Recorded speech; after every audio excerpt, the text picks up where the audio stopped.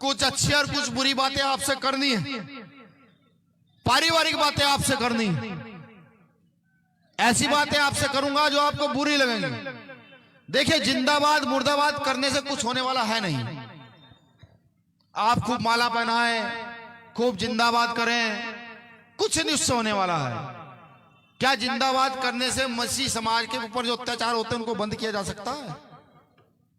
क्या जिंदाबाद करने से जो दलित पिछड़ों के साथ होता है इस देश के अंदर, उसको बंद किया जा सकता है?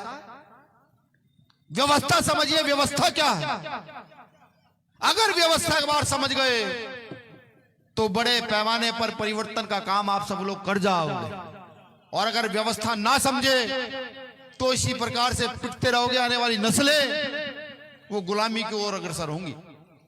जिन लोगों से लड़ाई है उनके पास अथाह पैसा, अथाह संसाधन है, और हमारे पास क्या है? हम गरीब किसान मजदूर वर्ग के लोग सिर्फ बाबा साहब अंबेडकर की बदौलत पढ़ लिख करके इतना बोलना सीख गए हैं। आर्टिकल 19 अधिकार दे दिया कि बोलो, खूब जोर जोर से बोलो।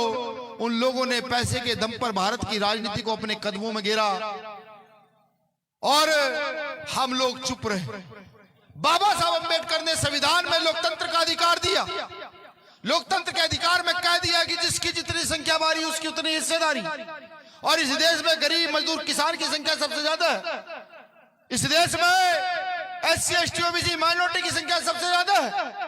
ये लोग चाहे तो तख्ता पलट कर दे, लेकिन हम लोगों ने ध्यान नहीं दिया। बाबा साहब के द्वारा दिए गए अधिकार को पा करके हम लोग टीवी और बीवी में खुश हो गए। जब हम टीवी और बीवी में खुश हुए तो मनुवादी व्यवस्था के लोगों ने इस देश को अपने कब्जे में किया। और इस देश को अपने कब्जे में करने के बाद बाबा साहब का अपमान करना शुरू किया, बाबा साहब अम्बेडकर को गाली देनी शुरू की। अभी अमित शाह ने बयान दिया, उससे पहले बीजेपी का एक मंत्री हेगड़े, उसने कहा संविधान बदल देंगे। आखिर हम कितने निर्लज और निकम्मे लोग हैं कि जिस संविधान से हमारी ताकत है, जिसकी वजह से इस देश की महिलाओं का वजूद है, जिसकी वजह से इस देश में गरीब शोषित वंचित किसानों का वजूद है, उसको जब मर्जी आए कोई कुछ भी कर, हम शांत रहते हैं। क्या पुतले जलाना समाधान है? जिन लोगों से लड़ाई है उनसे कहो माफी मांगो, मांग लेंगे। उनके पुरखों ने माफी मांगी है। अंग्रेजों के सामने घुटने टेक के कह दिया हमें माफ कर दो। ना जाने कितने क्रांतिकारियों को फांसी चढ़ा दिया। नहीं, ये समाधान नहीं है।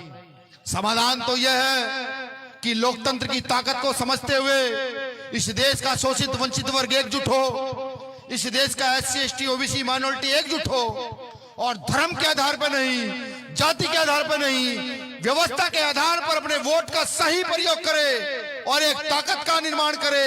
कैसी ताकत? जो ताकत कभी जगदेव प्रसाद कुशवाहा चाहते थे, जो ताकत कभी रामस्वरूप वर्मा चाहते थे, जो ताकत कर्पूरी ठाकुर चाहते थे, जो ताकत साहब मान्यवर काशीराम ने इस देश में स्थापित की, जो ताकत यहाँ लोहिया साहब चाहते थे, जो ताकत कभी मुलायम सिंह यादव ने स्थापित की, उस ताकत का निर्माण करें। और ताकत का निर्माण करके बाबा साहब द्वारा दिए गए संविधान का पालन करके अपनी हस्ती को खड़ा करे और उन बस्तियों को मिटा दे, उन हस्तियों को मिटा दे जहां जातिवाद पनपता है, जहां धर्म का वाद पनपता है। ऐसी हस्ती बस्तियों को इस देश में रहने का कोई अधिकार, इनको मिटा कर एक तरफ कर दे। यही समाधान है, दूसरा कोई समाधान नहीं है। वरना आज के नेता लूटना चाहते हैं, बेचना चाहते हैं इस देश को। वो लोग अपना घर भर रहे हैं। आप लोगों ने एक नेता को जिता कर भेजा लोकसभा, उसको खपाने के लिए तैयार नहीं है। उस व्यक्ति को बोलने का समय देने के लिए तैयार नहीं है, क्योंकि जब उठता है कह दिया जाता है नहीं बैठ जाओ। गरम होकर कहता नहीं मैं अपनी बात रखने आया रखूंगा। लेकिन क्या एक अकेला व्यक्ति सारे काम कर सकता है क्या? हम लोगों को कोई जिम्मेदारी नहीं है।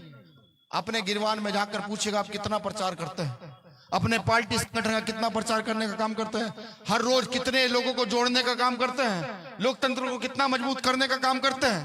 नहीं करते हो। ये काम करना शुरू कर दो तो मुझे लगता है मुझे आने वाले समय में जब मसीह समाज बुलाएगा तो वो मुझे दुख में नहीं खुशी में बुलाएगा कि भैया आइए आकर के साथ क्रिसमस मनाएंगे।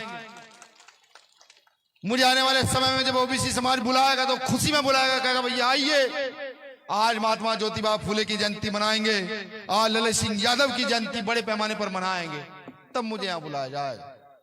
अपने अधिकारों को पहचानो, अपनी ताकत को जानो। इस देश में पैसे वाला ताकतवर नहीं,